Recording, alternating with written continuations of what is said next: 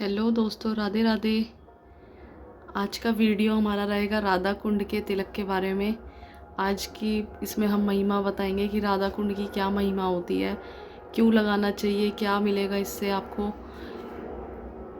तो आज का पूरा वीडियो आप अंत तक देखना, तो आपको इसमें बहुत कुछ जानने को मिलेगा। तो हम स्टार्ट करते हैं अपनी वीडियो को। यह जो साधारण सी दिखने वाली गोपी चंदन की डली है, यह केवल मिट्टी नहीं है, यह भक्ति, विश्वास और भगवान श्री हरि की कृपा का प्रतीक है। तो आज हम विस्तार से जानेंगे कि गोपी चंदन के चौंकाने वाले अद्भुत और आध्यात्मिक फायदे, जिनके बारे में बहुत कम लोग गहराई से जानते हैं। शास्त्रों में वर्णन मिलता है कि गोपी चंदन द्वारका धाम की पवित्र भूमि से प्राप्त होता है, जहाँ स्वयं भगवान श्री कृष्ण ने लीला की थी, इसलिए इसे अत्यंत पवित्र और दिव्य माना गया है। जब कोई भक्त स्नान के बाद श्रद्धा और भक्ति भाव से अपने मस्तक पर गोपी चंदन का तिलक लगाता है, तो यह केवल एक परंपरा का पालन नहीं करता, बल्कि वह अपने शरीर को मंदिर और अपने मन को भगवान का आसन बना देता है। वैष्णव परंपरा में उर्ध्व पुंड तिलक लगाने की परंपरा है, जो भगवान विष्णु के चरणों का प्रतीक माना जाता है। कहा जाता है कि यह तिलक हमारे आज्ञा चक्र को सक्रिय करता है, जिससे मन की चंचलता कम होती है और विचारों में पवित्रता आती है।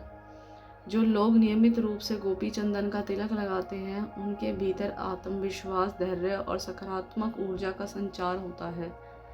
मानसिक तनाव, क्रोध और बेचैनी धीरे धीरे कम होने लगती है। आयुर्वेदिक दृष्टि से भी चंदन शीतल और सुखदायी होता है, जो सिर की गर्मी को शांत करता है, सिर दर्द में राहत देता है और मानसिक थकान को कम करता है। गर्मियों में दिनों में माथे पर गोपी चंदन लगाने से शरीर के तापमान को संतुलन मिलता है और मन को ठंडक और अनुभव होता है। आध्यात्मिक मान्यता यह है कि गोपी चंदन का तिलक नकारात्मक ऊर्जा और बुरी दृष्टि से रक्षा करता है। कई संतों का कहना है कि जो भक्त सच्चे मन से गोपी चंदन लगा के भगवान का नाम जपता है, उसके जीवन में आने वाली बाधाएं धीरे धीरे समाप्त होने लगती हैं। घर के मंदिर में गोपी चंदन रखने से वातावरण पवित्र और सकारात्मक बना रहता है। यदि किसी व्यक्ति को बार बार डरावने सपने आते हों, मन अशांत रहता हो या घर में अनावश्यक कलह हो रहा हो, तो प्रतिदिन भगवान के समक्ष दीपक जलाकर थोड़ा सा गोपी चंदन अर्पित करें और फिर तिलक लगाएं।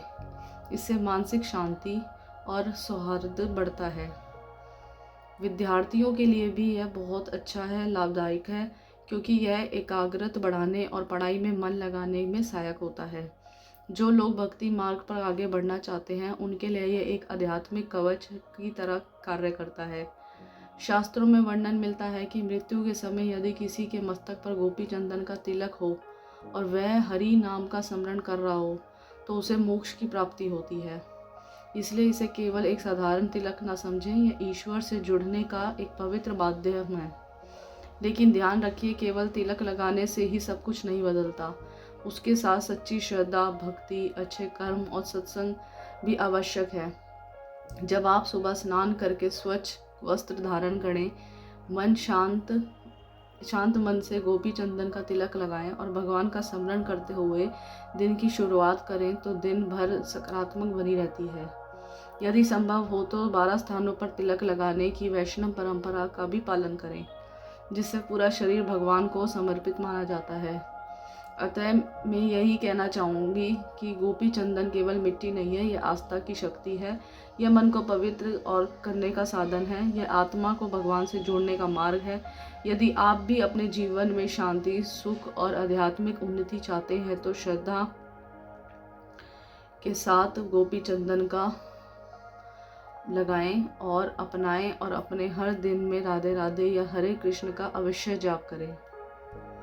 जितना भी आपको पूरे दिन में टाइम मिलता है, उसमें आप अपना नाम जाप कर सकते हो। कितनी भी माला करो, माला के साथ करनी हो, माला के बिना करनी हो, काउंटर से करनी हो, जैसे भी आपको करनी हो, आप वो माला अपना नाम जाप कर सकते हो।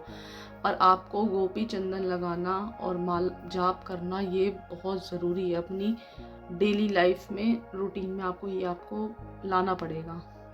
अगर आप मन की शांति को चाहते हो तो। क्योंकि पूरे दिन हम किसी ना किसी कामों में बिज़ी रहते हैं, लोग आजकल बहुत स्ट्रेस में भी रहते हैं किसी ना किसी वजह से। बट आपको, अगर आप ये 2 चीज़ें अपनाओ, अगर आप तिलक का रोज़ उपयोग करो और रोज़ नाम जाप करो, तो धीरे धीरे मन को बहुत शांति मिलेगी। एक आपको भगवान से जुड़ने के बाद आपको भगवान से जवाब मिलने शुरू हो जाएंगे कि कोई जो था, जैसे आप कुछ चाह रहे थे, आप कुछ सोच रहे थे कि मुझे ये चीज़ मिल जाए पर वो नहीं मिली है, तो उसके भी जवाब मिलेंगे कि भाई क्यों नहीं मिली है।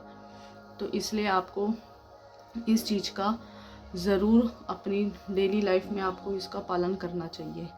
अब मैं आपको बताऊंगी कि गोपी चंदन का, राधा कुंड का आप यूज़ कैसे कर सकते हो।